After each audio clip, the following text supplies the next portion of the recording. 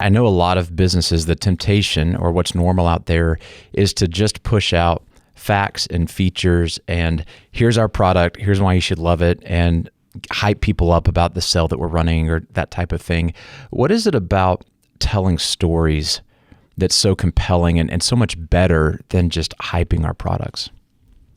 So when you tell a story, especially about somebody else that you've served and you've helped, when you tell the story right, meaning you talk about the struggles and the challenges and the fears that they had, the wins and what that meant for them and what they've overcome, people can see themselves in those stories so much easier than you just saying, I've got this great product. It has amazing benefits and features. You need it. That's one thing. But also when you sell, when you promote, no matter how much your audience loves you, they put up a wall, whether it be just a little wall or a really big wall. There's always a little defense up there. And I know we're going to talk about it later, but I do webinars to sell my digital courses. And on a webinar, for the first 45 minutes, you are giving, giving, giving.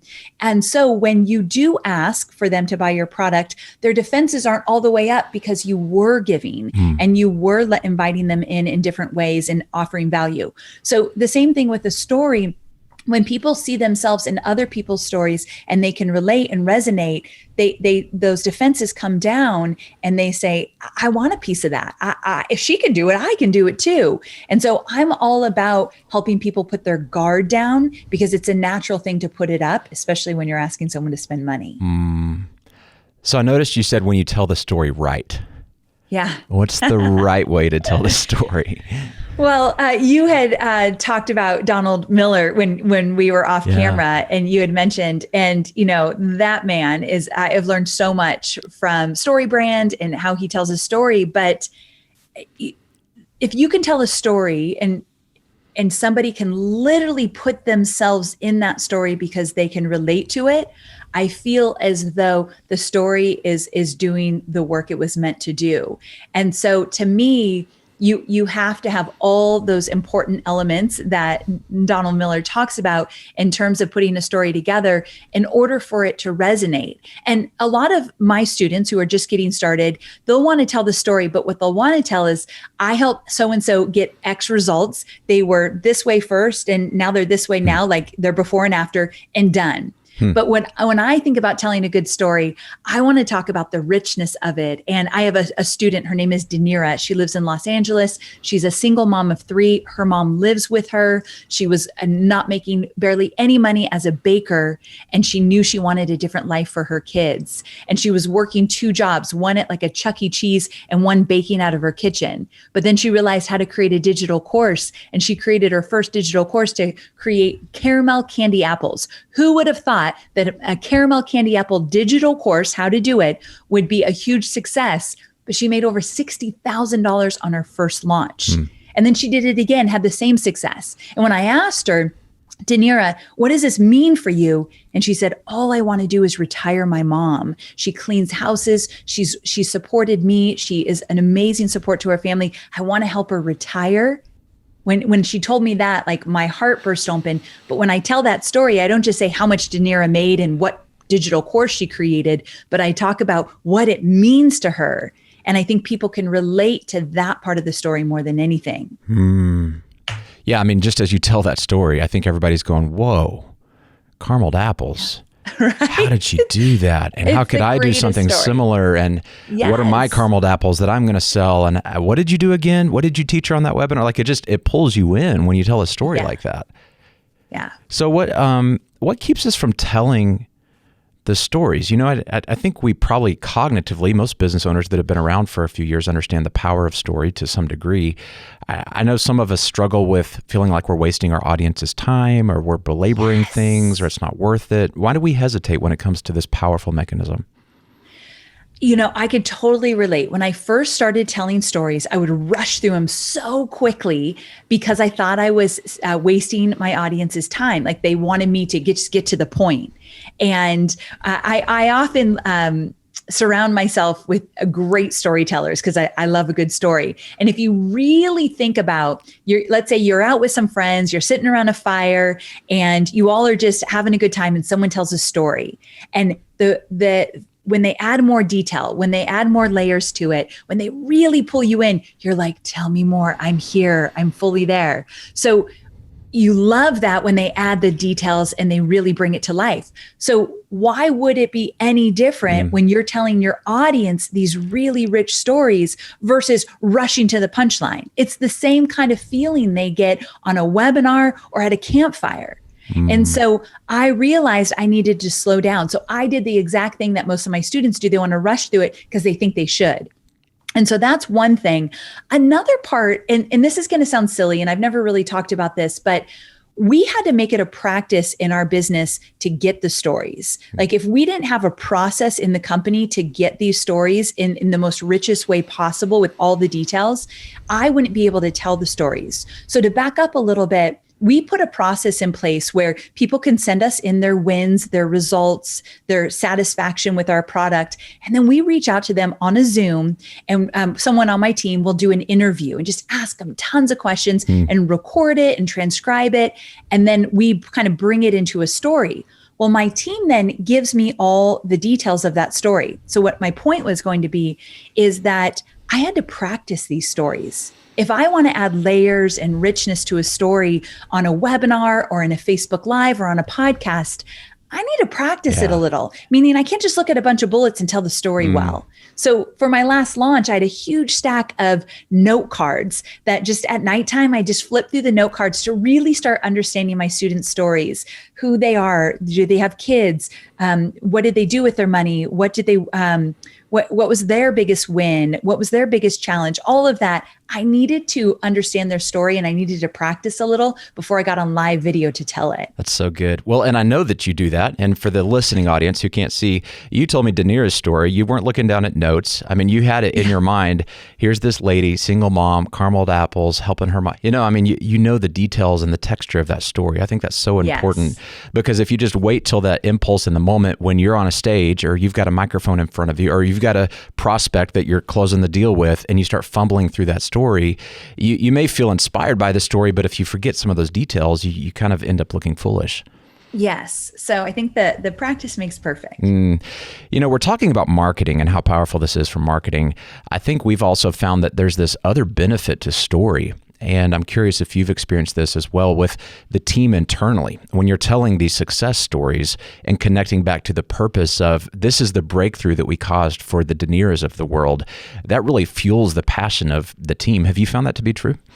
So glad you brought this up. Yes, yes, and yes. And what we do is in each quarterly meeting, we have our community director tell us stories. We want to hear the stories that she just uncovered through all of her interviews. So internally, every quarter, she tells 2 or 3 stories on our quarterly meeting.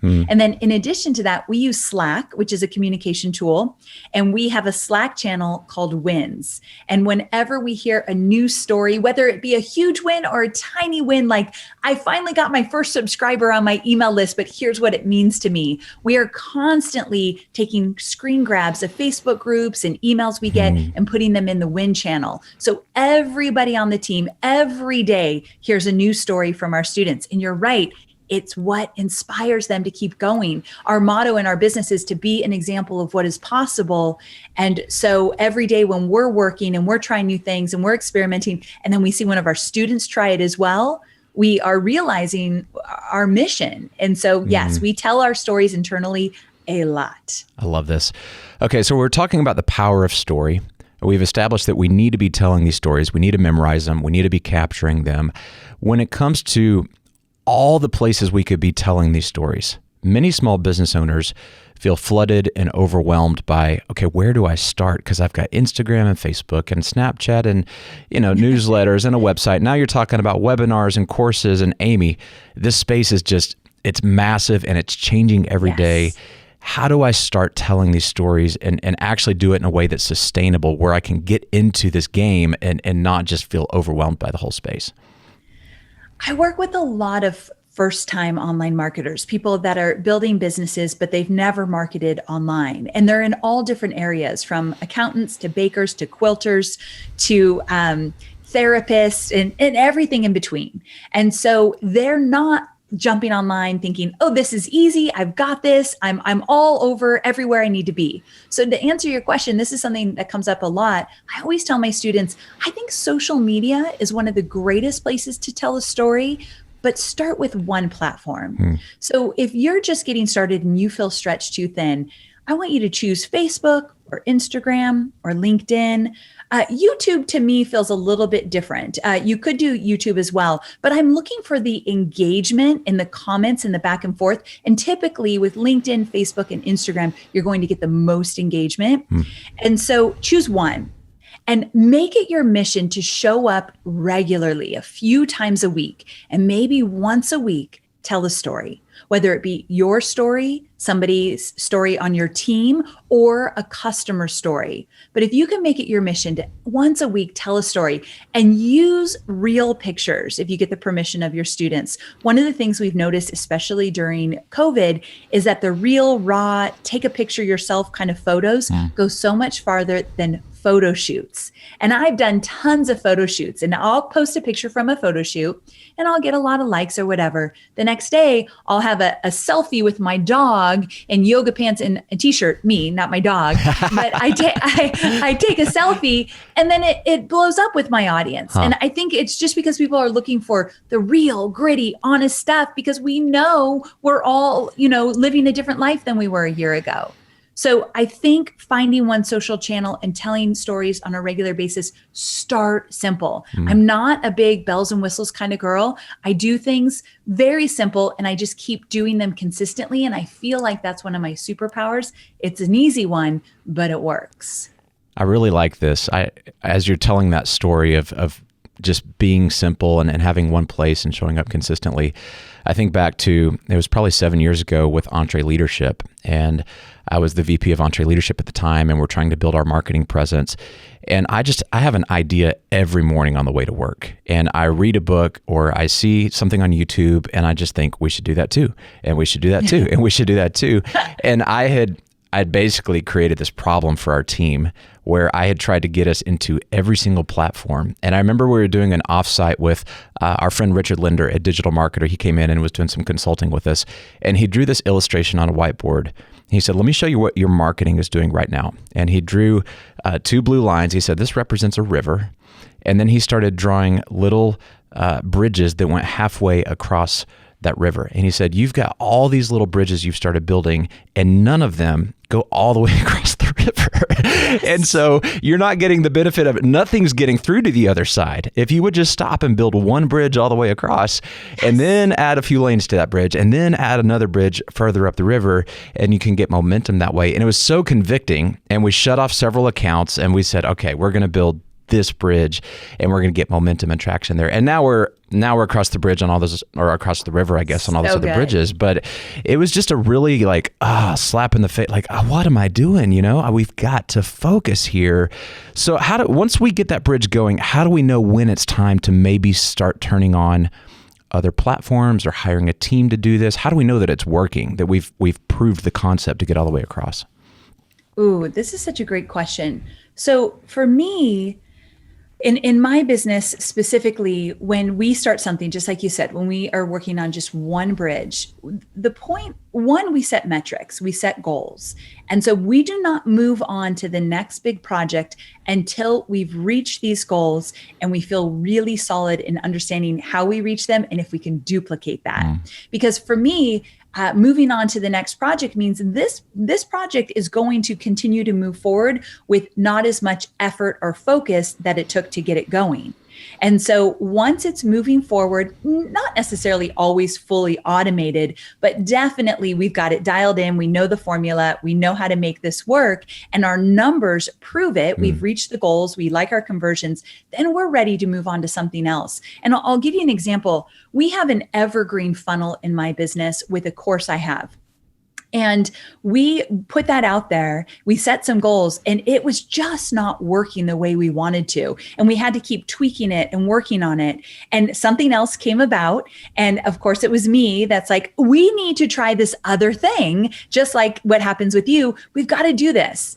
And what's really great is if you could have one person in your business, especially if you're the CEO, owner, visionary, whatever you call yourself, if you could have one person in your business to say, that's a great idea, but just so you know, we will not hit the goal or the revenue numbers with this thing if we switch gears now. That's so good. I've got one person on my team where I've literally had to give her the permission. I said, you are allowed to come at me and say, that's a great idea, but we're not going to hit these numbers, or this is not going to be, and I need, because as owners, when we hear that, we're like, whoa, I really want this to work. We started that, let's get it done. But it's so easy to move on to the next thing, especially if you love to be creative. Yeah, this is so important.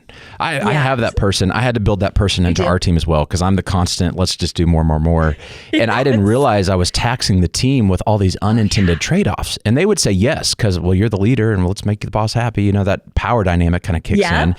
And they then go back and try to do all the work and stuff starts falling apart. I'm going, why is stuff falling apart? And they never felt like it was safe to say, hey, time out. If we're going to start doing that, we're going to have to stop doing this over here. And that person, for me, it's like, I love them and I don't like it when they say that, because it's accountability. Sure. We have accountability as leaders. Go figure, right? It's so true. The woman on my team who is in this role, I'll tell her, I'm not always going to like it when you tell me this, and I might be a little frustrated with you in the moment, but I know that this is what we need. So I actually even had to have that conversation with her. Like, I'm not going to pretend that you coming to me and telling me I can't do something is going to be all right with me, but I know it's for the greater of the business. So I want to drill on this more, because I've experienced this. I bet you have too. Sometimes that person comes to me and I hear, not that they're a bad person, not that they have bad attitude, but I hear something that needs to be challenged. Maybe they're whining a little bit, or maybe they're tired, or they need some critical thinking to say, hey, look, we could solve it this way if we thought differently, and we could still do the new idea in addition to everything else we've committed to. We can't make the assumption that there's always a trade-off. And as leaders, I think our job is to push and challenge the way that we're doing things so that we kind of reinvent our processes and get more efficient, and we can actually get more done with some critical thinking sometimes.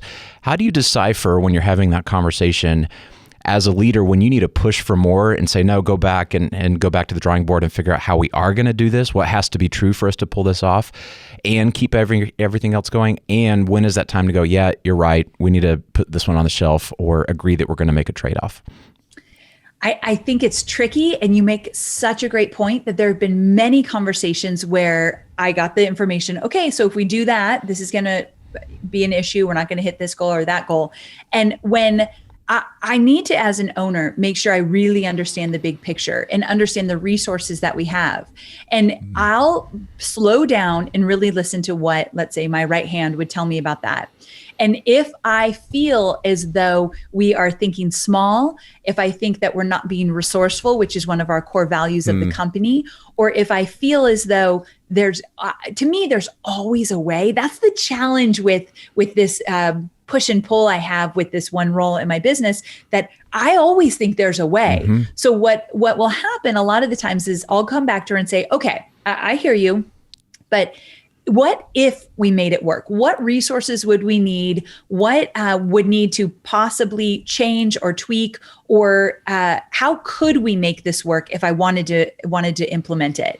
And so my team, I have a leadership team, they'll go to the drawing board and they'll come up with some scenarios. They're very resourceful, and they'll come back to me. And if I like the plan, and if we, and that sometimes means they need a few more resources or a little extra support or longer timeline. And if I feel good about that, I'll green light it and say, okay, let's do it. It might not be done exactly how I envisioned it to be done or as quickly as I wanted it to be done, but I don't like to be told that something can't be done. That's conversations we typically don't have in the business. So you're right. When she does come at me and say, here's what's going to happen, if I feel compelled, I will challenge that. And I get my team to come back to me with new solutions. And I think that makes us a better business. I agree. Yeah. Well, and as leaders, we're wired the same way. When someone says no, or we can't, game on. It almost just makes you that much more like, I'm going to show you we can. And so many of our listeners are business owners, but if you're not an owner and you're hearing this right now, don't miss that. If you want to get your leader bought into something, you've got to bring some options and be solution oriented. And so there's these two extremes where you say yes to everything blindly and you don't inform the leader that could inadvertently be creating pain that they're going to hate later when they find out that everything's burning down.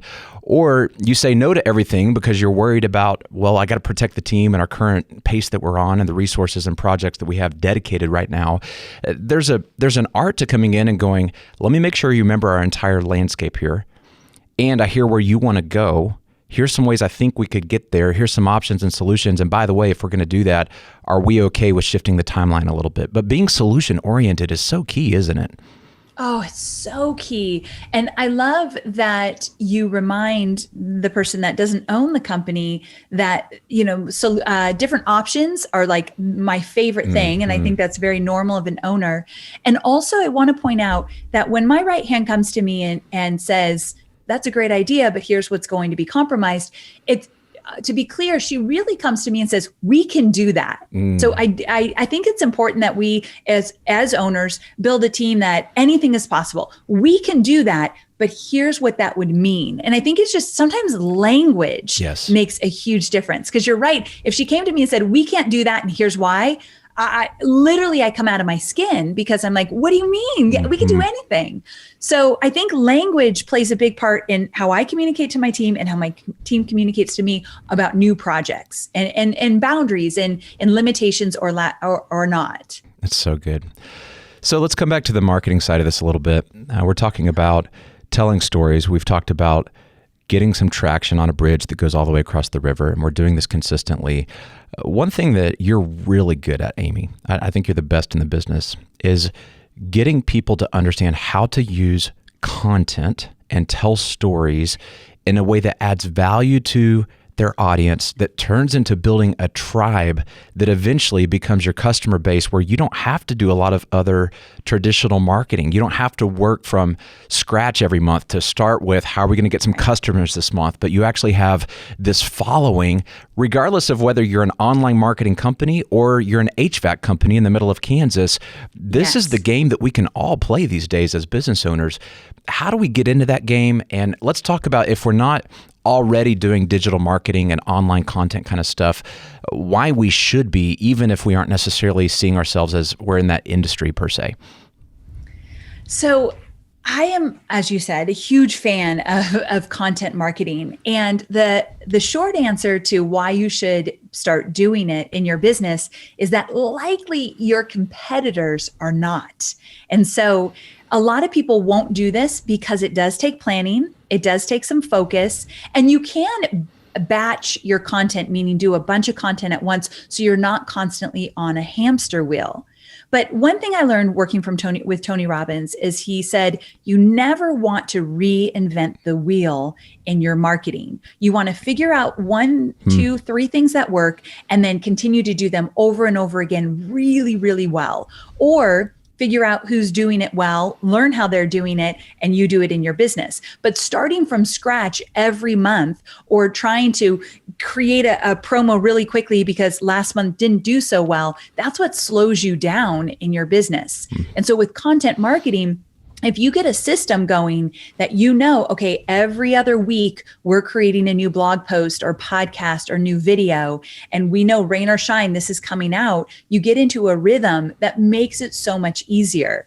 But anytime I talk about this, the number one question I get asked is, what am I creating? What kind of content am I even putting out there? Do you tend to see that a lot too? Yes. And I think a lot of business owners that are more traditional businesses, I mean, you look at Tony Robbins or you look at Amy Porterfield or Dave Ramsey or Mike Hyatt and you go, their product is content. So they've got this content factory that's always generating all this content, and they take pieces of that and they put it out there as stuff that goes into their marketing. How do we, a company that manufactures machines for the dental industry, what is our content? Because our product is actually this machinery. So I think sometimes that's the disconnect. I agree. So funny, you were talking about bridges earlier. I have another metaphor with bridges, but it's a little bit different. And what I teach my students is that when you're creating content, I want you to think about whatever it is you're going to sell. So that's the end game. Whatever it is on this side, let's say there's a bridge. On one side, somebody is not ready to buy from you. They're brand new into your world. They're doing their research. They're thinking about it, whatever it might be. And on the other side is your product that is perfect for them. And in between, there is an invisible bridge. And your customers or potential customers, your community, they must walk over this invisible bridge before they're ever ready to buy. And the content you create is helping them walk over an invisible bridge. So Marcus Sheridan is a friend of mine, and he's got this great book where he talks about content marketing. And I cannot think of the name of it. But in this book, he talks about he had a pool business and he sold pools. He manufactured or built pools for residents. And they always had the same questions. How much is it cost to build a pool? What kind of pool should I create? How do you know if your house is going to be a good fit for a pool? Like all these questions. He had like 10 that people asked over and over again. So those were the invisible bridge questions. They needed to walk over them before they would ever call him up and say, I want to talk to you about putting a pool in my house. And so his content, he created blog posts, just flat out answered the questions that his competitors likely didn't want to put out there. They wanted you to call them and maybe they could assess the situation and then maybe give you some information. But he thought, I'm just putting it out there. These are the 10 questions I get asked all the time about building a pool in your backyard. Here it is. And he became the go-to source because people were searching for the information and he told them the truth. He walked them over the invisible bridge so that they were ready to give him a call and talk about that pool. That's the kind of content you create. Yeah. It sounds like you're saying everyone's already having conversations with their customers. And if you would just start with what's going on in those conversations and see it as content, you do have the raw ingredients.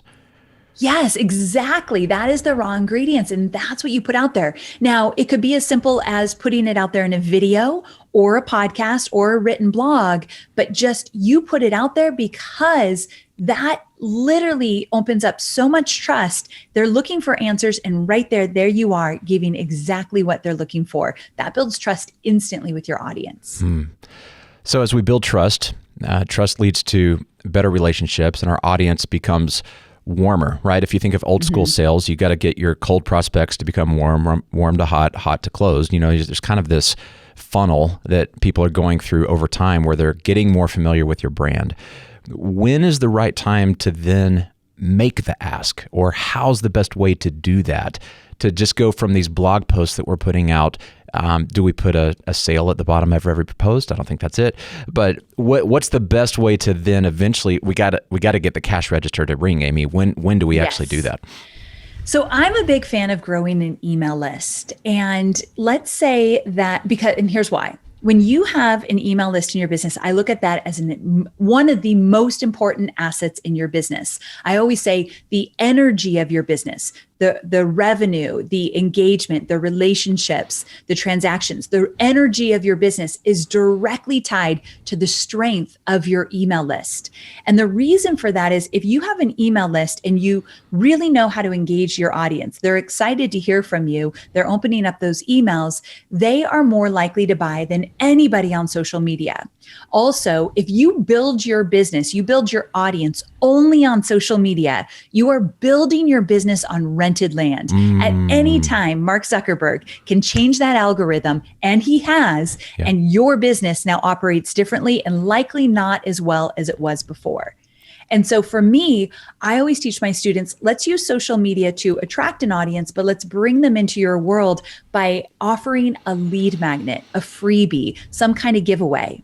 Now, it might be a PDF where it's the top 10 questions to ask before you install an HVAC, or it might be something like a cheat sheet to help people get quick results. I'm always looking for quick results, but easy to digest. But you want let's say, let me back up. We call it a content upgrade. You write a blog post, and in that blog post, you link to a freebie, a content upgrade.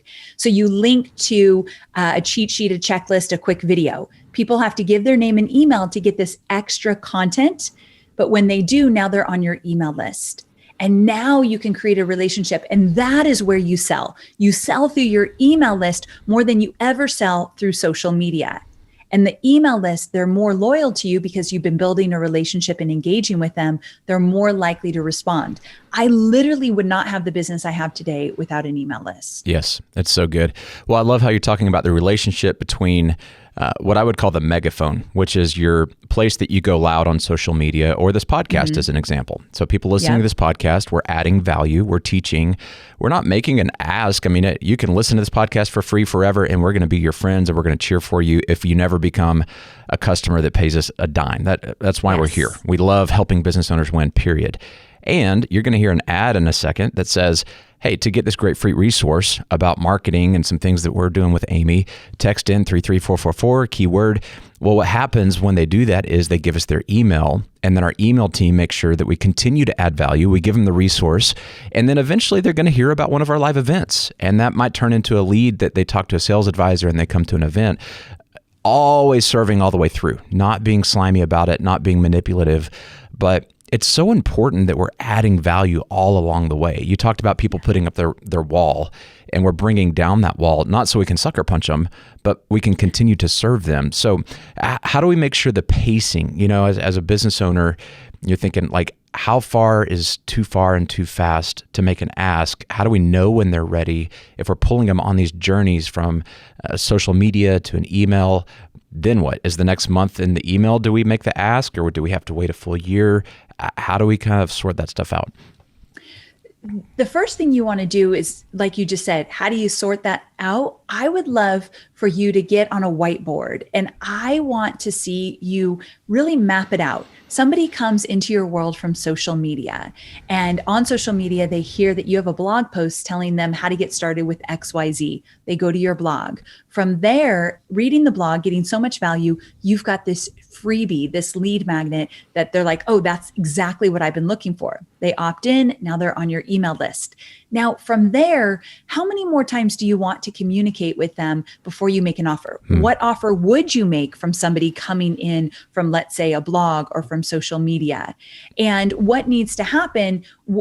Where else do they need to cross that invisible bridge? Like, what else do they need to know, be aware of, understand before they're ever ready to say, yes, I want to talk about buying from you, whatever that might mean. So I'm going to repeat that question one more time, because it's important. When you're creating free content, you're nurturing your audience, you're sending emails, you want to ask the question, what does my ideal customer need to know, understand, be aware of, or believe before they're ever ready to take out their wallet and spend money with me?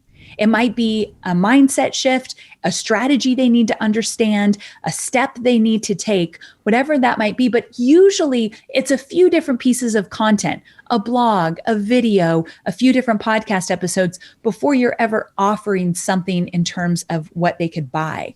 So there is more than just social media, read a blog, opt in, sell.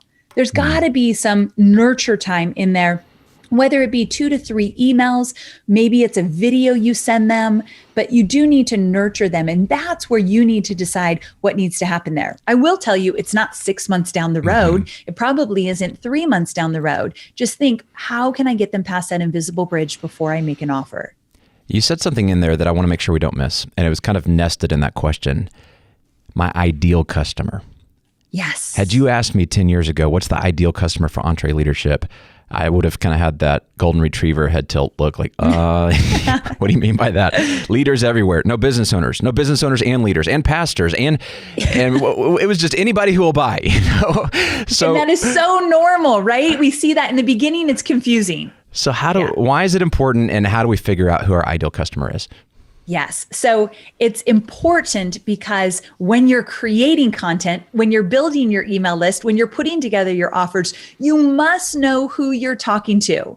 And when you know who you're talking to, what I mean by that is you're thinking of your ideal customer. You must know what they want, what they need, what their challenges are, their pain points, their desires. You really do need to know your audience inside and out. Now, I say that, and anyone just starting out, they're like, whoa.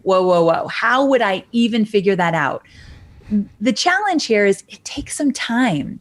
It takes years to really dial it in, although right now you could make some assumptions, some educated guesses based on what you know about your audience from engaging with them. So you just start. That's what you do when you're developing your ideal customer. You just start. What we do is we just start with bullet points, like who do we think they are? And we just start kind of naming this person or kind of shaping them into a real person. And then from there, we kind of experiment and say, okay, if we think this person, like for me, if I think my ideal customer is somebody who has expertise, knowledge, and know-how, and they want to stop going from one-on-one customers to one-to-many, meaning create a digital course. If I think that's who my audience is, and I think they're still in corporate, then I might put out some lead magnets, some blog posts, some podcasts about how to move from corporate into your own world and see how it's received. So your content will help you shape who it is you're marketing to. There's a little bit of trial and error here, but first just sit down and think, who do I want to serve? Who do I have access to? Who is my ideal customer? And then from there, things start to take shape. I want you to say more about the fear that comes up when we choose to focus and the fear of drawing the box too narrowly. So in EntreLeadership, our ideal customer is business owners between 2 and 200 employees. And back in the day when we didn't have that clearly defined, we had big customers sending us big checks from companies with thousands of employees. And so you can imagine the tension in the room when we start saying, okay, we're going to define this as 2 to 200, but what about these big companies? Or what about the companies that don't have employees yet? And there's this fear that you're going to miss out on the opportunity if you get really specific on this is who our customer is, because it means everybody else maybe is not that customer. Yes. My students really struggle with this one because they want to serve everybody. They have the hugest hearts and they're like, I don't want to leave anybody out. And here's what happens. When you want to serve everybody and you don't dial it into who specifically you serve, you're casting this huge wide net with big holes in it. So you're literally not really landing anywhere with that. You're not grabbing anybody's attention because it's watered down. It's way too big, so people cannot resonate with your messaging or who you actually are serving. And so they believe, oh, well, she's not for me because they can't even see themselves in your marketing. So for me in my business, about, 7-8 years ago, I made the decision to say that I serve coaches, consultants, teachers, educators who want to create a digital course. Because my business, like I said, is very simple. I don't have a lot of bells and whistles, a lot of moving parts. I teach people how to grow an email list, how to create a digital course, and how to launch online. And so from there, let's say you have a mom and pop shop, a t-shirt shop in a seaside town, and you want to get more people in your door. I know how to help those people, but I needed to narrow down who I serve with my products. So I'm not necessarily what I sell in my business a perfect fit for them. And I had to be okay with that. But here's why I finally got behind it. I knew that my business would grow, my audience would grow when people could see themselves in my messaging and in my stories. That's the magic that I think it's a hard thing to wrap your head around, that you go smaller, your business gets bigger. Well, and you become known as the person in that space who is for those people, and those people hang out with those types of people. And so you get this viral word of mouth thing going on when people go, hey, this is our tribe leader. This is our person, because they're being the champion of the things that we deal with. And what we found, Amy, I'm sure you found this too, the people who are 1 degree outside of your target still show up and get value. They still become customers. So it's not necessarily you have to cut all that off, but when you don't focus with your marketing, like you said, the stories you're telling are all over the place and nobody can relate to it. Exactly. Say more about, creating a course and having an offer online. I think about some people that are in B2B and the sales are big, multi-million-dollar and complex over time. There's really a lot of value to adding a line of business, a new revenue stream of here's what we know. If we're consultants in this space, for example, we could have a course that serves as kind of a tripwire that gets us some people that buy that course. So we got a little bit of revenue, but now we also have a whole lot more warmer leads. If they've bought this course, they've essentially raised their hand and said, we may be interested in you consulting with us at a much bigger level. I think a lot of people opt out of the course thing because they think, well, we're not really teachers, we're not really educators, but there are so many businesses that could be creating courses for a lot of benefits, not just revenue.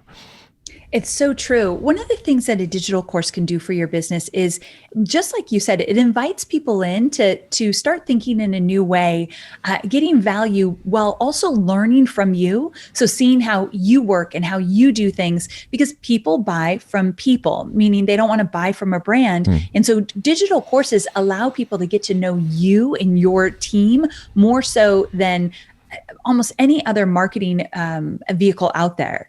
And so it's more personal, it's more approachable, and so incredibly valuable. Now, if you were to create a digital course in your business, you don't have to actually even sell it. Or like you said, you could do a tripwire situation where, I don't know, it's $20, $30 to take this course, but it might bring in a little revenue. But more importantly, like you said, warmer leads. People that go through digital courses they're paying attention, they're focusing, they're in it more.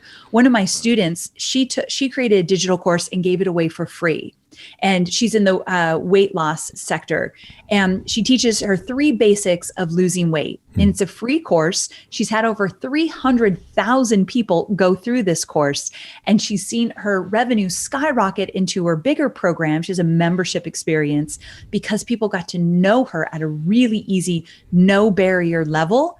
And I think that's another way to look at a digital course. I really like that. The concept of a tripwire, if you're not familiar with this, when people pull out their wallet for the first time, that's a huge threshold. Yes. And so if you can get someone to pull out their wallet and say, I trust you with a small amount, let's say it's $10 for this course. I'm making up stuff, probably more than that. But later you're going to ask me to pay you $1,000. Well, now at the $1,000 point, I still need to believe there's enough value and trust you and feel like all the benefits are going to address my pain points, et cetera. All that still has to be true, but it's not the first time I've pulled out my wallet. It's not the first time that I've given you money and then exchanged that for a valuable experience. Say more about the psychology of, why it's important to get people to purchase at smaller amounts on the way to a bigger offer. Yeah, because there is so much less commitment there. It's an easy yes. So in marketing, especially for when you're marketing online, we're always looking for these opportunities to give our potential customers an easy yes, a no-brainer offer or opportunity. And so with a tripwire type situation, it's just, they don't even need to think twice. Like, ooh, this looks valuable. It's $10, no brainer. Let's do this. But now they're in your world. They literally have given you money. They are a customer. And when people pay, they pay attention. And although, let's say if they pay $1,000 versus $10, that's a different level of commitment, I understand. But when there's money in the game, they feel as though they're going to show up in a different way because they invested in this. We all know, and this has happened to so many of us, someone's given us something for free. Whether it be my friends who have digital courses and they're like, here, Amy, you could take my course for free, or you can have this experience for free. And a lot of the times we just don't even partake in that because we think, oh, I'll get to it. It was free, no big deal. It's like a free book. You hardly ever read a free book because it just feels like it's not as valuable. So true. When people I do not know mail me their book, I am so less invested in that versus I went on Amazon, I want this book and it's $10, but I bought it. Right. I want it. So they're making a decision. They're saying, Amy, I want this and I'm going to prove it to you. So now it's in their court versus you just pushing different content at them without them having a buy-in. So we're building trust. We're telling stories. We've got our megaphone things pointing to our email list. Our email list launches a course at some point. Yes. And the idea of a launch is really important because I experienced this with EntreLeadership. It's like we're always just available, especially for our membership program. You can buy it now, you can buy it later. There was never urgency to get in. There was never a reason to really talk about it in a big way. I want to say more, or have you say more rather, about the idea of a launch versus just this omnipresent offer. And there's some really cool things that go on there when you're launching something. Yes. Okay. So first, let's kind of define what a launch is. And in my world, and you can tell me if you're thinking differently, in my world, you have a start date and an end date where people can buy and then they can't buy. So we call it cart open and cart close for internal purposes.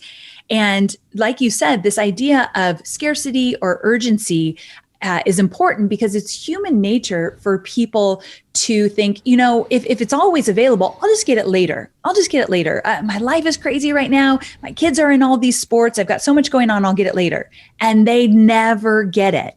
And when you believe in what you have to sell, when you know you can get people the results they're looking for, I feel as marketers, it's our duty to say, no, now is the time, because I know what you're looking for is literally on the other end of this product I'm selling you. You can get those results now.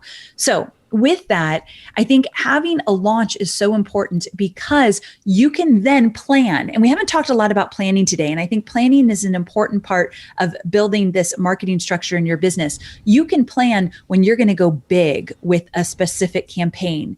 So if you look at your calendar and you say, okay, twice a year, we're going to do a campaign around this product or this service, then you're working toward it. So when I launch my team for 2 to 3 months, they're focusing time on getting ready to open the doors, welcome a bunch of new people into it, and then create the scarcity and the urgency and the content and the webinar and all of that. And then we close the doors. And what that means internally is we can take a breath. So if you're always go, go, go, go, go, you're going to burn out. But if you plan, okay, this is our specific campaign/launches, when you can take a breath or when it's going to be your busy season and you're in it. So it really creates a rhythm in your business as well. Yeah, I really like that. It's not normal these days for people to pause and do something at a certain point in time. And I really love the idea of an event, because when somebody announces they're getting married, we do still stop and we show up and we all come together on that day. Or when somebody's having a birthday party, and all the psychology that goes into anticipating the party, planning the party. I mean, both sides, the people planning the party, the people attending, the catering's there. I mean, there's just all these things that come together in a moment in time that our brains are wired to, feel the energy of that, and it culminates with something. And there's just something that is energetic about that than just this constant, anytime you want, you can come over and we'll party with you. It has a different feel when you send out an invitation. Does. It makes it special. Exactly. And it also allows you to be creative and think, okay, if I've got, let's say 10 days to do a specific promotion, what are all the things I want to do? And when am I going to do them? When you get more intentional about planning your campaigns and your launches, you actually show up in such a bigger way. Imagine if in your calendar for 2021, you have 3 or 4 specific campaigns. You have the dates, you know exactly when they're happening, versus holy cow, this month we are short. We better hurry up and scramble because next month we've got to make up for it. It's a whole different experience as a business owner and as a team as a whole. Yeah, that's amazing. Another thing we found, this probably isn't true for every business, but when we shifted our membership program, EntreLeadership Elite, away from just always available to being open 4 times a year, we got this whole other added benefit in the mastermind groups, because when business owners are coming into Elite, they're joining a mastermind group that's their cohort that they walk with. And it's almost like a fall semester is, the courses are open and fall semester starts on this date, and then you and all of your fellow students are going through the semester together at the same time. And you build community that way, you build consistency. And what we were having is it was just always available. And so you could have a mastermind group that was going really well, 8 to 10 people. And then we got a new person that would parachute in because they bought yesterday, and we're going, hey, we're going to shove them in your group if that's okay. And they're like, hey, we don't, who's the new guy? And, or people would come and go and they would leave. And, so the idea of a group that's going to walk together is kind of how our customer model is set up. And that was another advantage of kind of doing this open closed, and it gives you this sense of start stop. So some businesses have that component, and you should be thinking about how could this better serve your customers if you created a rhythm for them and how they experience your service. Yes, I love that too. You create a rhythm within your business for your internal team and a rhythm for your customers as well. People like to know what's coming down the pipeline. They like to know what to expect in the future. And I think that planning your calendar as such really does add value to your customers as much as to your internal team. You've mentioned planning a few times. I know this is really important. I struggle to plan. I'm the idea person, and then I launch and leave, and everybody's like, wait, we don't have a plan. What are we going to do? It's a discipline. And to do this well, we really do have to have a plan. We have to look at the calendar and all the aspects of the campaign. let's talk about the importance of planning, and then also as business owners who are really busy, why it's so hard to do and maybe what we can do about it. Yes. Okay. So I'm a natural planner. I could plan for 10 days in a row because I love it so much. I kind of have to take myself out of the planning. You're so weird. Right? So weird. I respect it. I envy it. But so here's the thing why I love to plan. I really do like to know what is coming down the pipeline and how we're going to approach it in order to get the best results. And a lot of the times, I've in my early days, I didn't know how to plan anything, and I didn't plan, and I literally worried the whole time. What are we going to do? When are we going to do it? How are we going to do it? And that worry in my head literally took me out of the game. I was less creative. I was stressed out all the time, and I really didn't know how we were going to make money consistently. And so when we started to plan, and let's talk a little bit about what that might look like, then I could kind of breathe and say, okay, we've got a plan. And when the plan didn't work out, then I could pivot and make tweaks, knowing that everything else for the rest of the year has been planned out. So maybe we want to tweak it a little bit, but we're never starting from scratch. So to me, it's so important to plan your entire year. Now, you don't have to have every single date in the calendar and be incredibly rigid.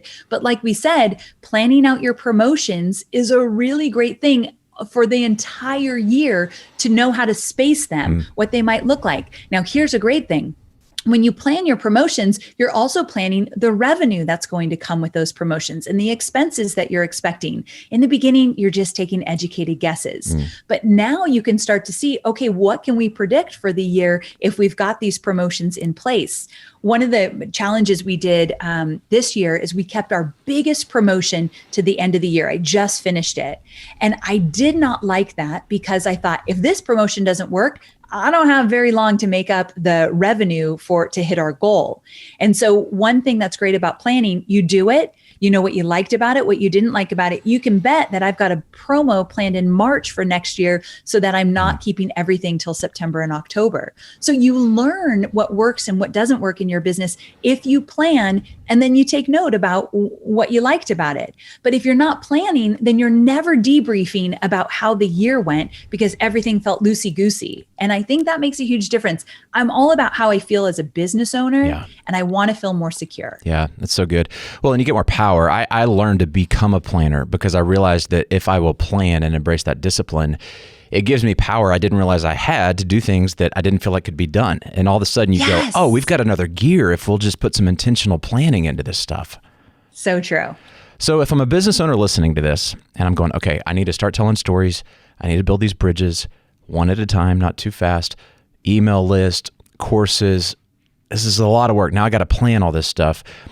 Maybe I just need to hire somebody to do this. And maybe that's the case if you don't have a dedicated marketer on your team. What are the key pieces as the owner, the founder, the visionary, that you can't just throw over the fence? We have a responsibility to make sure that we're plugged in at some level. And where's that line when we can start delegating to free up our time? Yeah, that's a great question. So as the owner and as the leader, I think the high level strategy, I always want to be involved at the high level strategy. And part of that is actually planning out the whole year. So my marketing team will come to me and say, okay, here's what we're thinking, but I want to be involved in, okay, what does this mean for that if we put it here? And what about this? And to me, that's incredibly important that I'm part of the whole strategic planning for the year. In addition to that, I think it's also important to be a part of the conversations that shape your marketing. And so that means that these might be initial meetings and then you can step out, but what is the story we're trying to tell? Who is it that we are serving and what are we providing for these people? So I think it's, and also one more thing, why are we doing what we're doing? I think you need to be involved in those initial kind of visionary conversations. Why are we doing what we're doing? Who are we serving? How are we serving them? And then of course, what is that going to look like throughout the next year? And so I like to be involved in those high level conversations. And to me, that makes a huge difference. And from there, those are the things that, and like you said, then I always free myself up to kind of dream and see what other people are doing and see how I might want to do that. So throughout the year, I'm always coming up with ideas that we can try. I see that as a visionary. I see that as my role. Yeah, so good. In a second, I'm going to ask you, what I believe is the most important question of this entire conversation. I'm nervous. You're going to do great. But first, I want people to hear where they can find out more about you, your podcast, Online Marketing Made Easy. It sounds like a great resource to start if people are wanting to get into this space more and learn more about how they can do this. It is. Thank you for mentioning that. It's all about list building and where to start with your online marketing and really how to make sure you're spending your time in the right places. So if you're just getting started with marketing, I think Online Marketing Made Easy, the podcast, is a great resource. Lots of fun. I know our marketing team listens to it. I hear it get talked about quite a bit, and it's a great place to get started. So definitely check that out. Okay, Amy. 2020 has been a really rough year for a lot of business owners. I want you to take off your marketing expert hat for a second. And I just want you to talk as a business owner to your fellow business owners out there who have been facing a lot of challenges. A lot of us are tired. A lot of us have, we were talking about just getting scrappy and having to pivot and make adaptations, change our business models. A lot of people have had to lay off people that they didn't want to lay off just because of cash flow restrictions. And it's crazy. What can you say to encourage their hearts, their minds, things that you've learned this year about tenacity and pushing forward in the face of adversity, because that's what it's all about in business? It truly is. What I would say to anyone listening right now who definitely is feeling it, like you mentioned, I'd say that we were made for these times as entrepreneurs and business owners. This is where we truly can shine. We can show up and show ourselves, show our team members, show our community what we're made of. And it's not too late. If you've shown up in a way that you're not so impressed with yourself, you've struggled, you've stumbled, right now, right this minute, you can make a change and say, I'm going to show up as my best self. I'm going to be nimble. I'm going to make the pivots I need to make. I'm going to make the hard decisions I don't want to make, but I know that I am capable of making. And I'm going to show up as my best self.